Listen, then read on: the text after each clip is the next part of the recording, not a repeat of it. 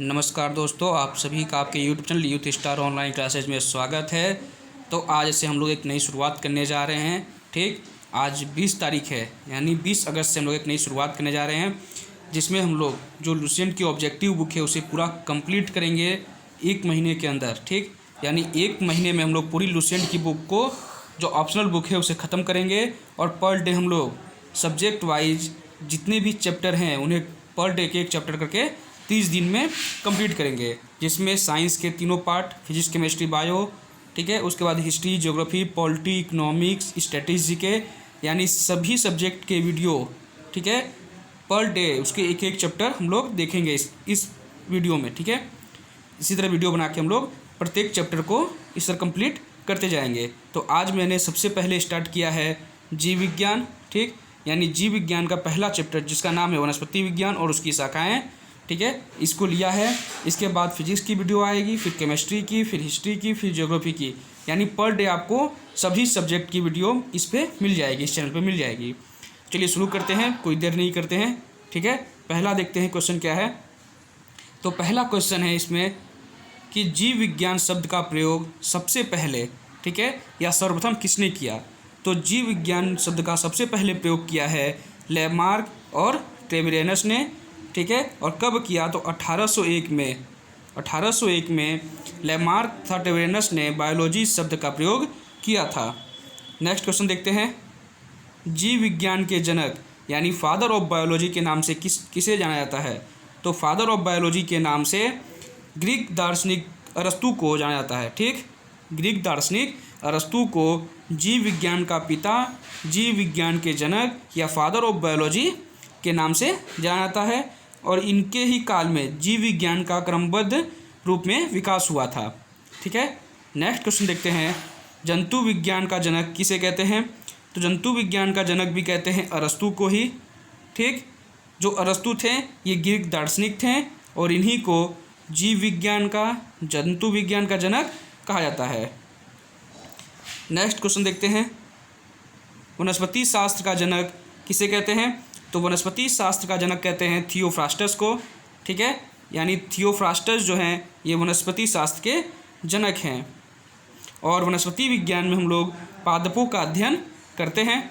Next है चिकित्सा शास्त्र का जनक किसे कहते हैं। तो चिकित्सा शास्त्र का जनक कहते हैं हिप्पोक्रेटस को। और चिकित्सा शास्त्र के जो विद्यार्थी होते हैं उन्हें हिप्पोक्रेटस की ही शपथ दिलाई जाती है। और चिकित्सा शास्त्र जो है यह आयुर्विज्ञान का एक क्षेत्र है। नेक्स्ट देखते हैं बॉटनी शब्द की उत्पत्ति किस भाषा से हुई है। तो बॉटनी शब्द की उत्पत्ति ग्रीक भाषा से हुई है। नेक्स्ट क्वेश्चन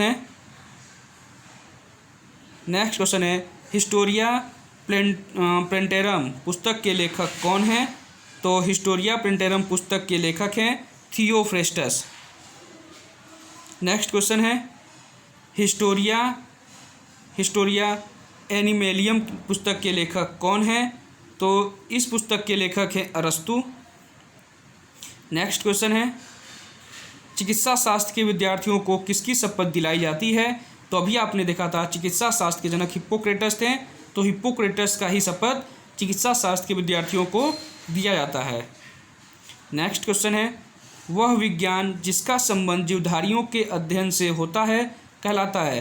तो अब यहाँ ध्यान देंगे, जीवधारियों का बोला है। ठीक, यानी जीवधारियों का अध्ययन हम लोग करते हैं जीव विज्ञान के अंतर्गत। नेक्स्ट क्वेश्चन है फाइकोलॉजी में किसका अध्ययन किया जाता है।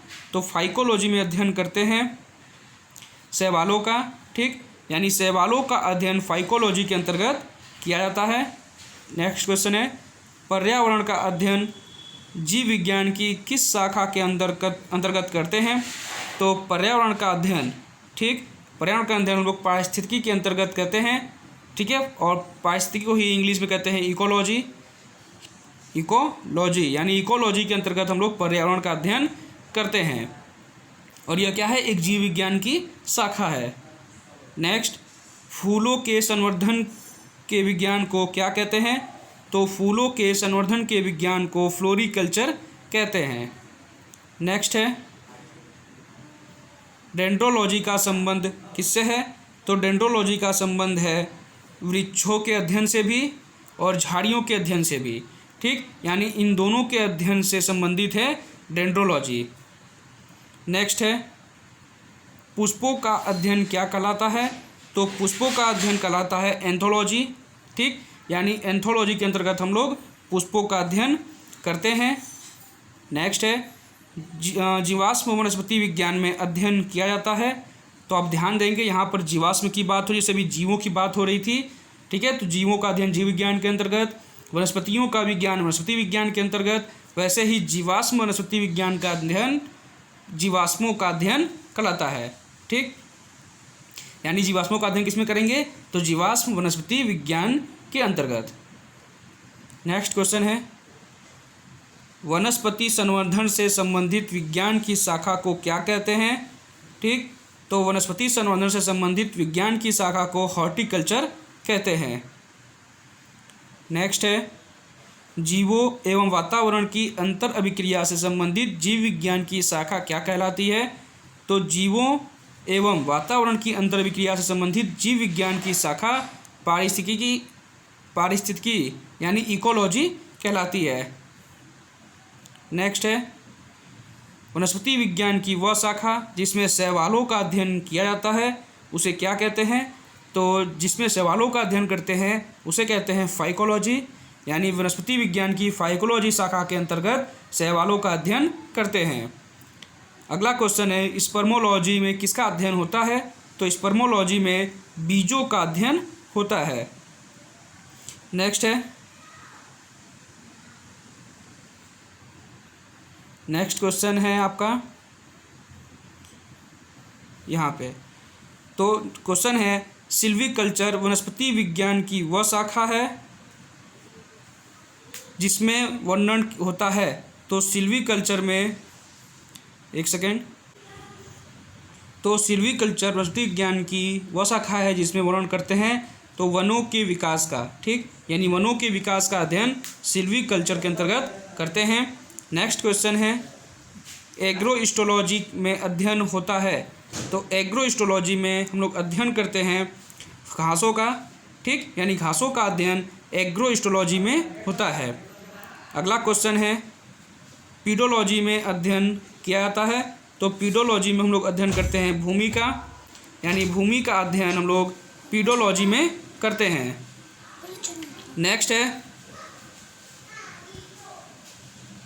आनुवंशिकता एवं विभिन्नता के बारे में जानकारी देने वाली वनस्पति विज्ञान की शाखा को क्या कहते हैं? तो यहाँ पे देखेंगे आप आनुवंशिकता की बात की गई है, ठीक है, यानी जेनेटिक्स की बात हो रही है। तो इसका अध्ययन करेंगे हम लोग आनुवंशिकी के अंतर्गत, यानी आनुवंशिकी के अंतर्गत हम लोग आनुवंशिकता एवं विभिन्नता के बारे में जो जानकारी देने वाली शाखा है वो है, ठीक है, यानी इसका सही जवाब होगा आनुवंशिकी। अगला प्रश्न है पौधों को नाम देने वाला विज्ञान क्या कहलाता है? तो पौधों को नाम देने वाला विज्ञान कहलाता है वर्गिकी, ठीक है, यानी वर्गिकी के अंतर्गत ही हम लोग पौधों को नाम देते हैं। नेक्स्ट है फलों का अध्ययन क्या कहलाता है? तो फलों का अध्ययन कहलाता है पोमोलॉजी, ठीक, यानी फलों का अध्ययन पोमोलॉजी कहलाता है। नेक्स्ट है परागकणों के अध्ययन को क्या कहते हैं? तो परागकणों के अध्ययन को पेरिनोलॉजी कहते हैं, ठीक है, क्या कहते हैं? पेरिनोलॉजी। नेक्स्ट है संसार में पौधों के वितरण का अध्ययन क्या कहलाता है? तो संसार में पौधों के वितरण का अध्ययन फाइटोजियोग्राफी कहलाता है, ठीक है, क्या कहलाता है? तो फाइटोजियोग्राफी कहलाता है। नेक्स्ट है साग सब्जी उत्पन्न करने वाले पौधों का अध्ययन क्या कहलाता है? तो साग सब्जी उत्पन्न करने वाले पौधों का अध्ययन ओलेरीकल्चर कहलाता है। नेक्स्ट है वार्षिक वलयों का अध्ययन क्या कहलाता है? तो वार्षिक वलयों का अध्ययन डेंड्रोक्रोनोलॉजी कहलाता है, ठीक, यानी डेंड्रोक्रोनोलॉजी वार्षिक वलयों का अध्ययन कहलाता है। नेक्स्ट है सजावटी वृक्ष तथा झाड़ियों के संवर्धन से संबंधित अध्ययन क्या कहलाता है? तो सजावटी वृक्ष तथा झाड़ियों में संवर्धन से संबंधित अध्ययन और आर्बोरिकल्चर, ठीक है, यानी ऑप्शन सी आर्बोरिकल्चर कहलाता है। नेक्स्ट है पौधों की आंतरिक संरचना का अध्ययन क्या कहलाता है? तो पौधों की आंतरिक संरचना का अध्ययन शारीरिकी कहलाता है। नेक्स्ट है पादप विज्ञान की शाखा कवक शास्त्र में किसका अध्ययन किया जाता है? तो कवक शास्त्र में अध्ययन करते हैं फफूंद का, ठीक, यानी फफूंद का अध्ययन ही कवक शास्त्र में होता है और फफूंद को ही कवक भी कहते हैं, ठीक है। नेक्स्ट है वृक्ष संवर्धन किसका अध्ययन है? तो जो वृक्ष संवर्धन है, ठीक, एक सेकेंड, तो वृक्षों एवं वनस्पति की खेती का अध्ययन ही वृक्ष संवर्धन कहलाता है। नेक्स्ट है जीव द्रव्य के पृथक्करण एवं संयोजन से संबंधित वनस्पति विज्ञान की शाखा को क्या कहते हैं? तो इसका सही जवाब होगा टिश्यू कल्चर, ठीक, यानी जीव द्रव्य के पृथक्करण एवं संयोजन से संबंधित वनस्पति विज्ञान की शाखा को टिश्यू कल्चर कहते हैं। नेक्स्ट है यहाँ पे आपको डैश दिया हुआ है, यहाँ आपको भरना है, ठीक। काई की तरह के प्राचीन पौधों का अध्ययन है जो नम आर्द्र वातावरण में बढ़ता है। तो इसका सही जवाब होगा ब्रायोलॉजी, यानी ब्रायोलॉजी काई की तरह के प्राचीन पौधों का अध्ययन है जो नम आर्द्र वातावरण में बढ़ता है। नेक्स्ट है कोशिका के वैज्ञानिक अध्ययन को क्या कहते हैं?